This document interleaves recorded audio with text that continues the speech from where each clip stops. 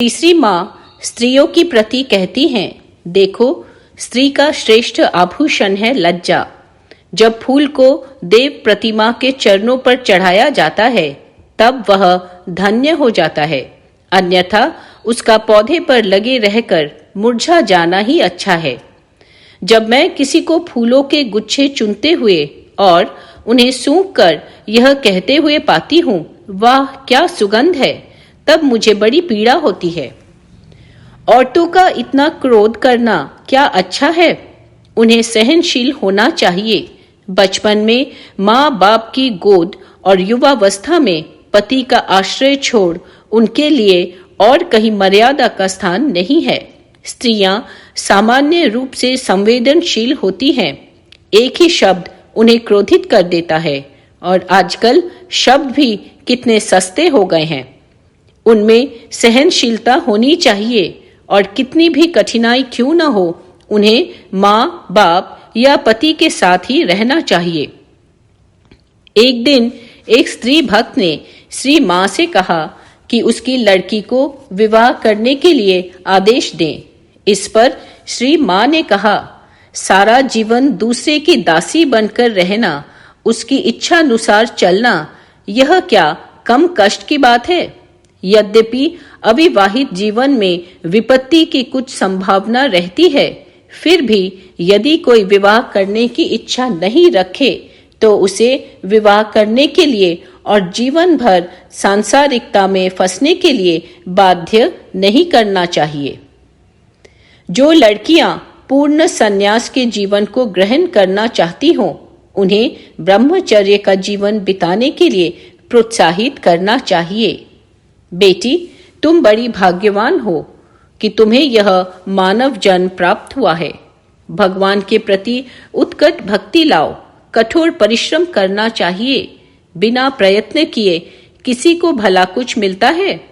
तुम्हें दिन भर काम काज में व्यस्त रहने के बावजूद प्रार्थना के लिए कुछ समय अवश्य निकालना चाहिए। मैं दक्षिणेश्वर में बहुत व्यस्त रहती थी, फिर भी वहां मैंने ध्यान प्रार्थना नियमित रूप से की है। मेरी भावज जो मानसिक अशांति की शिकायत करती थी, एक बार ऐसा करके तो देखो। वह रोज सुबह 3 बजे उठकर ध्यान में बैठकर तो देखो। तब मैं देखूंगी कि क्या तब भी उसे मानसिक विकार रहता है। पर वह ऐसा तो करेगी नहीं और अपनी तकलीफ की बक बक करती रहेगी। उसे क्या तकलीफ है? मैंने तो बेटी कभी नहीं जाना कि दुश्चिंता क्या होती है। पति कहो, पुत्र कहो, शरीर कहो, सब माया है। ये सब माया के बंधन हैं। इन्हें काटे बिना पार होना संभव नहीं है। आखिरी माया है देह की, देहात्म बुद्धि। अंत में इसे भी काटना होगा। देह भला क्या है बेटी? मुट्ठी भर राख ही तो है। उसका फिर क्या गर्व करना? कितनी भी बड़ी देह हो, जलाने के बाद ढेर से राख ही तो बचती है। फिर भी लोग उसके प्रति कितने आसक्त हैं।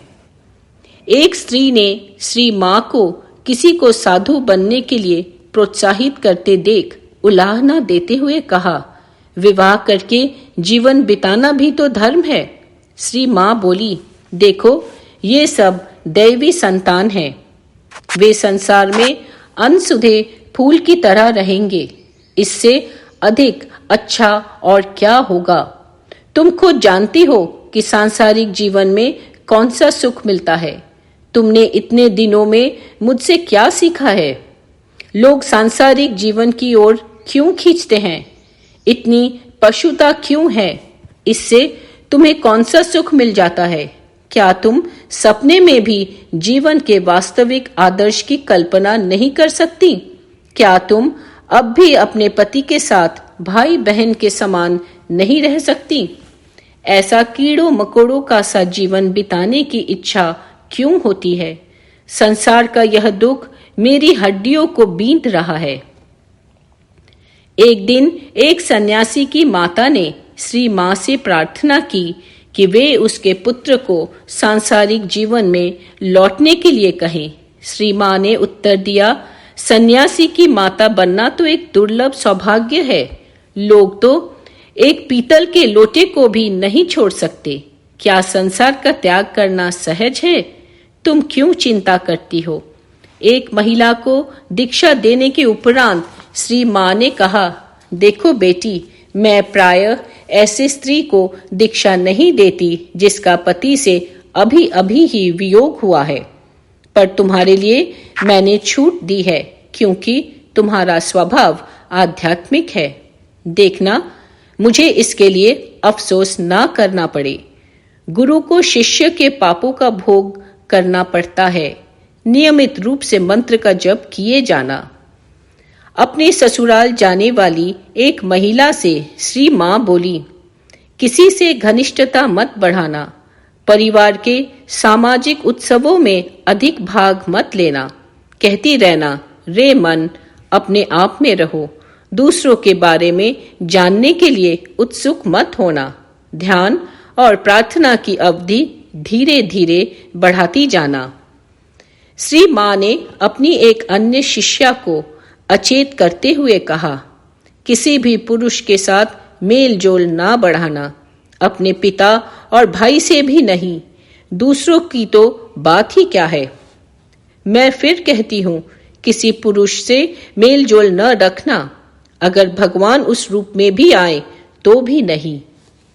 एक महिला किसी लड़के को गोद लेना चाहती थी। उससे श्री मां ने कहा, ऐसा काम मत करना। जिसके प्रति जो कर्तव्य हो उसे करती रहना, पर प्रेम एक भगवान को छोड़ किसी से ना करना। सांसारिक प्रेम सदा अकथनीय दुखों को साथ लाता ही है। अगर तुम किसी मनुष्य से प्रेम करोगी तो तुम्हें इसके लिए दुख सहना होगा। वह धन्य है जो केवल भगवान से प्रेम करती है। भगवान से प्रेम करने पर दुख नहीं भोगना पड़ता। जय श्री शारदा माँ।